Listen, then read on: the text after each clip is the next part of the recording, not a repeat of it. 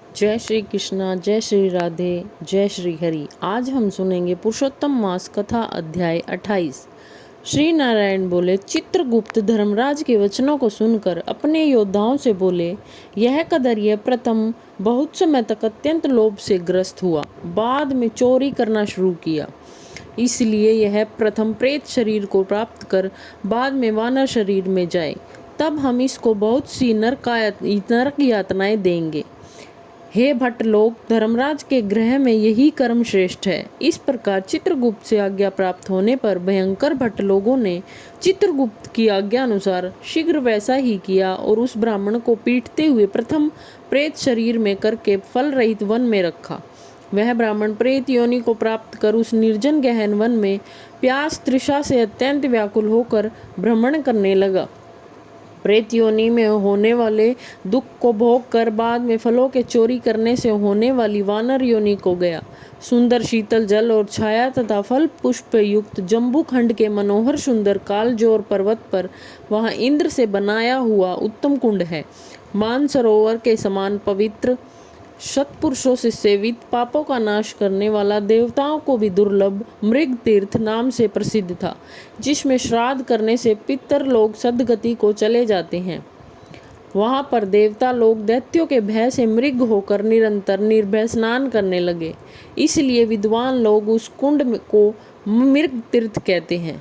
मनुष्य शरीर को प्राप्त कर यह ब्राह्मण वहाँ पर फलों के चोरी करने के पाप से प्रथम वानर शरीर को प्राप्त हुआ। नारद मुनि बोले, त्रैलोक्य को पवित्र करने वाले रमणीय मृग तीर्थ में पाप कोटि से युक्त वह दुष्ट वानर कैसे वास करता हुआ?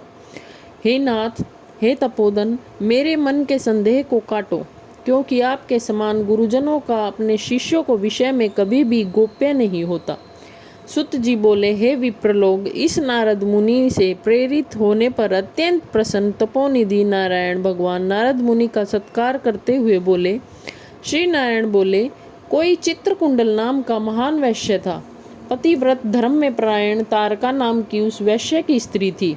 उन दोनों ने भक्ति से पवित्र श्री पुरुषोत्तम मास का व्रत किया। जब श्री पुरुषोत्तम मास का व्रत करते हुए उन दोनों का श्री पुरुषोत्तम मास बीत गया, अंतिम वाले दिन के आने पर स्त्री के साथ हर्ष से युक्त श्रद्धापूर्वक चित्रकुंडल ने उद्यापन किया। पुरुषोत्तम मास के उद्यापन विधि करने के लिए वेद और वेदांग को जानने वाले गुणों की स्त्री सहित ब्राह्मणों को बुलाया। हे नारद, वहाँ पर धन के लोभ से कदर्पे भी आया। उद्यापन विधि के पूर्ण होने पर चित्रकुंडल ने बहुत बड़े दानों से उन सपत्नीक ब्राह्मणों को प्रसन्न किया। उन समस्त ब्राह्मणों के प्रसन्न होने पर भूयसी दक्षिणा को दिया। उस दी हुई भूयसी दक्षिणा से प्रसन्न अन्य सब ब्राह्मण गृह को गए, परंतु अत्यंत लोभी कदर्य उस वैश्य चित्रकुंडल के सामने रोता हुआ खड़ा हो गया और विनय से नम्र होकर गदगद वाणी से बोला, हे चित्रकुंडल, हे वैश्येश, हे भगवत गीत के सूर्य, आपने पुरुषोत्तम मास का व्रत विधि से अच्छी तरह किया है। इस तरह पृथ्वी तल में कहीं पर किसी ने नहीं किया। आप कृतार्थ हो, सर्वथा भाग्यवान हो। जो तुमने परम भक्ति से पुरुषोत्तम भगवान का सेवन किया, तुम्हारे पिता धन्य हैं और तुम्हारी पतिव्रता माता धन्य है। जिन दोनों ने तुम्हारे समान हरिवल्लभ पुत्र को पैदा किया, यह पुरुषोत्तम मास धन्य से भी धन्य है, जिसके सेवन से मनुष्य इसके लोक और परलोक के फल को प्राप्त करते हैं। हे विशाप्ते, तुम्हारी इस पूजा को देखकर मैं चकित हो गया। अहो, तुमने बहुत बड़ा काम किया, इसमें संदेह नहीं है। हर्ष से दूसरे ब्राह्मणों को भी बहुत साधन दिया। हे भूरित भाग्यहीन, मेरे लिए क्यों नहीं देते हो? इस प्रकार कदर्ये के कहने पर चित्रकुंडल वैश्य ने कदर्ये को धन दिया। कदर्ये ने धन को लेकर प्रसन्नता से उसकी जमीन में गाड़ दिया। वहाँ कदर्ये ने श्री पुरुषोत्तम भगवान की बड़ी पूजा देखी और धन के लोभ से पुरुषोत्तम मास की प्रशंसा की। पूजा के दर्शन महात्म्य से और पुरुषोत्तम भगवान की स्तुति से तथा धन का लोभ होने पर भी मृग तीर्थ को आया। सुत जी बोले, दर्शन से, स्तुति से, धन के लोभ करने से भी दुष्ट वानर को उत्तम तीर्थ का सेवन हुआ। हे द्विज लोग, श्रद्धा से आदर पूर्वक पुरुषोत्तम देव के दर्शन और स्तुति में तत्पर सपत्नीक के पुण्य का क्या कहना है? नारद मुनि बोले, हे ब्राह्मण, सुंदर वृक्षों से सुशोभित, सुंदर शीतल जल वाले, मनोहर घनी छाया वाले वन में उसके रहने का कारण क्या है, वो आप मुझे कहिए। श्री नारायण बोले, हे नारद, हे अनग, तुम सुनो। सुनने की इच्छा करने वाले तुमको मैं कहूँगा, इसमें कुछ कारण है जिसके श्रवण से पापों का नाश होता है। जब समस्त अर्थ और फलों के दाता दशरथ के पुत्र रामचंद्र जी ने समुद्र में सेतु बांधकर दुष्ट रावण का नाश किया, उन रामचंद्र जी ने विभीषण को छोड़कर बाकी समस्त राक्षसों का वध किया, किसी को नहीं छोड़ा। अग्नि में परीक्षा कर सीता को ग्रहण किया। ब्रह्मा, शंकर, इंद्र आदि देवता रावण के वध से प्रसन्न होकर बोले कि हे राम, तुम वर को मांगो। ऐसा कहने पर भक्तों को अभय करने वाले रामचंद्र बोले, हे देवता लोग, यदि इस समय वरदान देना है तो सुनो। यहाँ पर राक्षसों से शूर वानर मारे गए हैं, उनको हमारी आज्ञा से अमृत वृष्टि कर शीघ्र जिला दो। तथास्तु, यह कहकर ब्रह्मा, शंकर, इंद्र आदि देवताओं ने अमृत की वृष्टि करके वानरों को जिला दिया। तदंतर वे जयशाली समस्त वानर जीवित हो गए और चिरकाल तक शयन कर उठे हुए के समान देखने आए। रामचंद्र चारों तरफ बैठे हुए समस्त वानरों के साथ पुष्पक विमान पर सवार होकर प्रसन्न मुख कमल वाले सपत्नीक रामचंद्र बोले। श्री रामचंद्र जी बोले, हे सुग्रीव, हे हनुमंत, हे तारामज, हे जामवान, वानरों के साथ आप लोगों ने मित्र का संवत कार्य किया है। आप लोग उन वानरों को आज्ञा दो जिसमें यहाँ से आप लोगों की आज्ञा पाकर वानर अपनी इच्छा अनुसार जंगल में जाए। हमारे ये दीर्घजीवी वानर जहाँ जहाँ पर वास करेंगे, वृक्ष पुष्प फलों से युक्त हो जाए, नदी मीठे जल वाली हो जाए, शीतल जल वाले सुंदर तालाब हों, उनको कोई भी मना नहीं करे। हमारी आशा से समस्त वानर जाएं। इसलिए रामचंद्र के प्रभाव से जहाँ वानर जाति के लोग वास करते हैं, वहाँ वन में मीठे जल वाली नदी और सुंदर तालाब होते हैं। पुष्प पत्र से युक्त सुंदर फल वाले बहुत से वृक्ष हैं, परंतु अदृष्ट से होने वाले पूर्व जन्म के सुख दुख जहाँ जहाँ प्राणी निवास करता है, वहाँ वहाँ अवश्य जाते हैं, क्योंकि बिना भोगे कर्म का नाश नहीं है, ऐसी वेद की आज्ञा है। श्री नारायण बोले, फिर वहां पर यह लालची वानर पर्वत के समान बढ़ता हुआ भूख प्यास से युक्त पीड़ित वन में विचरण करने लगा। उसके मुख में पित्त के प्रकोप से पीड़ा उत्पन्न हुई, जो उसका जन्म का रोग था। जिस पीड़ा से मुख के घाव से दिन रात रुधिर बहा करता है, अत्यंत पीड़ा के कारण कुछ भी भोजन नहीं कर सकता था। और वह वानर चंचलता वृक्षों में से उत्तम फलों को तोड़कर मुख के पास लाकर बहुत से फलों को जमीन पर गिरा दिया करता था।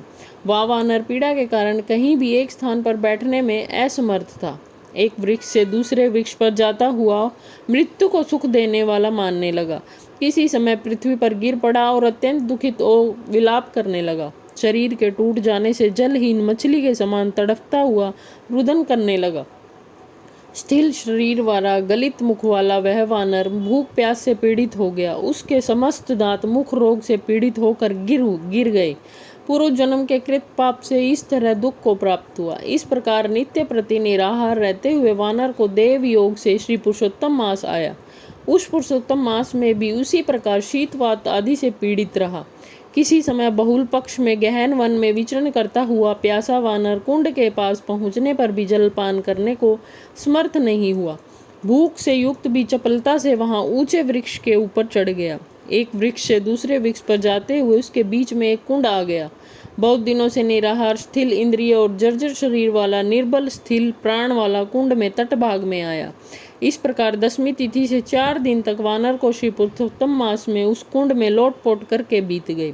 5वें दिन के आने पर मध्या काल से उस तीर्थ में जल से भीगी शरीर वाला वानर प्राण से रहित होकर गिर गया और वह उस देह को त्याग कर पापों से रहित होकर तत्काल दिव्य आभूषणों से भूषित दिव्य देह को प्राप्त किया, जो कि नील कमल के दल के समान श्याम वर्ण, करोड़ों कामदेव के समान सुंदर चमकते हुए रत्नों से जड़ित, किरीटधारी, सुंदर शोभमान, मत्स्य कुंडल वाला, शोभमान पवित्र पीत वस्त्रधारी, कमर के रत्नों से जटित, मेख वाला, शोभमान बाजूबंद, कंगन, अंगूठी, हार से सुशोभित, नील वर्ण के टेढ़े चिकने बालों से आवृत सुखमुख था। उसी समय शीघ्र वहां वैष्णव से युक्त विमान आया, जिसमें भेरी, मृदंग, पटह, वेणु, वीणा का महान शब्द हो रहा है और देवांगनाओं का नाच हो रहा है। गंधर्व किन्नर के सुंदर गान हो रहे हैं।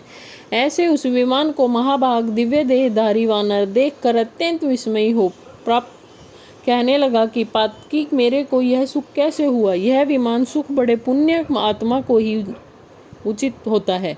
इसके बाद कोई देवांगना उसके ऊपर चंद्रमा के समान श्वेत छत्र को धारण करती हुई, कोई 2 अप्सराएं हर्ष से उसको दोनों तरफ चामर को डुला रही है, कोई पान हाथ में लिए खड़ी है और उसके सामने अप्सराएं नाच कर रही है, कोई गंगाजल से भरी हुई झारी को लिए खड़ी है, कोई उसके सामने खड़ी गाने बजाने पर तत्पर है।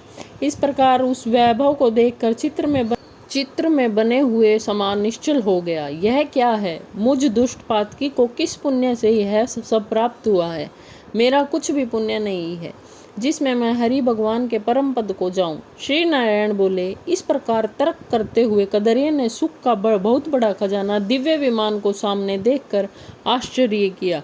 बाद में हरि भट्टों ने उस कदरिये का हार्दिक अभिप्राय जानकर उसके सामने विनयपूर्वक हाथ जोड़कर उसके चरणों में नमस्कार कर वानर का शरीर को त्यागते हुए उस कदरिये को सुंदर वचन कहा।